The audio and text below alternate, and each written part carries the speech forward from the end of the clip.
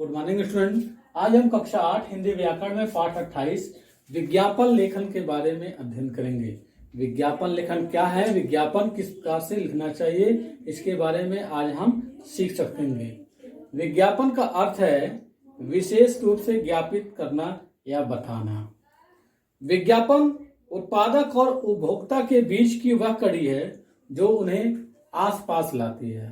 अर्थात विज्ञापन उत्पादक और उपभोक्ता दोनों को एक साथ बांधने का काम करती है। उत्पादक विज्ञापन देकर वस्तु के गुण और उसका जीवन में क्या उपयोग है, उसकी विशेषताओं के बारे में बताता है। तो उपभोक्ता इधर उधर न भटककर उन विज्ञापनों को देखकर अपनी मनचाही वस्तुएं खरीद लेता है। इस तरह से दोनों एक दूसरे के संबंधों से बंधे रहते हैं और आपस में बंधे रहने के कारण से उनका जो सामंजस्य है वो बना रहता है। दैनिक जीवन में काम आने वाली अनेक वस्तुओं के विज्ञापन उपभोक्ता वस्तु विज्ञापन कहलाते हैं। जो दैनिक जीवन में आपने सड़कों या कार्यालयों या ऑफिसों के आसपास आपने बहुत सारे विज्ञापनों को देखा होगा, जो किसी सामान को बेचने खरीदने के लिए विज्ञापन प्रयोग किए जाते हैं, उसे उपभोक्ता वस्तु विज्ञापन के नाम से जानते हैं।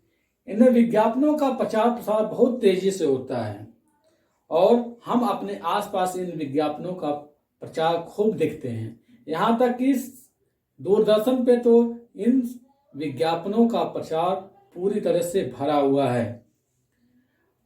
विज्ञापनों में बताए गए गुणों के आधार पर बहुत सारी वस्तुएं हम अनावश्यक रूप से खरीद लेते हैं, जिसकी हमें अपने जीवन में कोई आवश्यकता नहीं होती है। और इन गुणों को ध्यान में रखकर यह वस्तुएं खूब बेची जाती हैं और लोग इसे खूब खरीदते हैं। और कुछ ऐसे विज्ञापन होते हैं जो जनहित में जारी किए जाते हैं।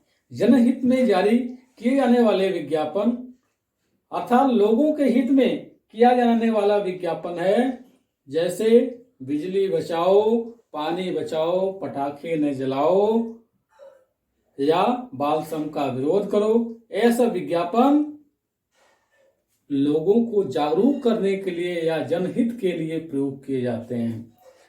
जनहित के विज्ञापन सरकार के विभिन्न मंत्रालयों के द्वारा जारी किए जाते हैं अथवा किसी समाज सेवी संस्थानों के द्वारा जारी किए जाते हैं, या छोटे बड़े किसी व्यापारिक संगठन, प्रिंट मीडिया के द्वारा या इलेक्ट्रॉनिक मीडिया के द्वारा ऐसे विज्ञापनों का प्रचार और प्रसार करते हैं, जिससे जनता को जागरूक बनाया जा सके, लोगों को जागरूक किया जा सके।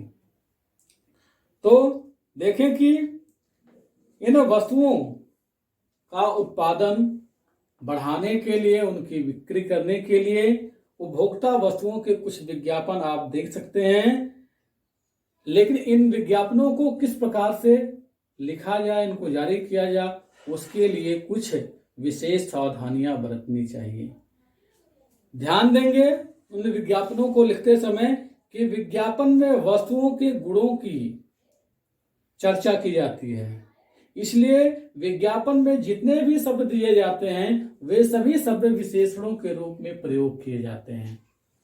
दूसरा ध्यान देना चाहिए कि विज्ञापनों में कम से कम शब्दों को लिखा जाता है, लेकिन उसके अर्थ सार्वजनिक हो, अर्थात वह भावपूर्ण हो और वह अधिक अर्थ को प्रकट कर सकें। ऐसे शब्दों को लिखकर कम से कम शब्दों में अधिक संदेश देने का प्रयास किया जाता है। इसके अलावा इन शब्दों को काव्य में बांधकर या स्लोगन के रूप में बांधकर, नारों के रूप में बांधकर या तुकबंदी और लयबंदी में बांधकर ही लिखे जाते हैं, जिससे वह पढ़ने में रोचक लगते हैं और लोग उसकी तरफ प्रभावित होते हैं। इसके अलावा विज्ञापन देते समय हमें लिखते समय इस बात का ध्यान रखना चाहिए कि उस विज्ञापन में मिलने का समय, आपका स्थान और आपका फोन नंबर अवश्य ही लिखा होना चाहिए, जिससे उस विज्ञापन से किसी को भ्रमित होने की आवश्यकता ना पड़े। तो उम्मीद है कि आप इस समय समाज में प्रचलित विज्ञापनों को देख रहे होंगे। आप देख सकते हैं आपके पाठ्य पुस्तक में बहुत सारे विज्ञापन दिए गए हैं और इसके अलावा बहुत सारे विज्ञापनों की नई नई तकनीक आ रही है, जिससे उत्पादक अपनी वस्तुओं का विज्ञापन देख के या जनहित का कोई ऐसा विज्ञापन देख के उसके साथ साथ अपना नाम और अपना काम दोनों ही प्रस्तुत कर रहे हैं। अर्थात कह सकते हैं कि एक तीर से दो निशान लगा रहे हैं। वे जनहित के लिए कोई विज्ञापन भी दे रहे हैं और अपनी वस्तुओं का प्रचार और प्रसार भी कर रहे हैं। तो उम्मीद है कि इनको देख के आपको विज्ञापन लिखने की कला आ जाएगी और आप इन सारे विज्ञापनों को स्वयं से पूरा कर लेंगे। धन्यवाद।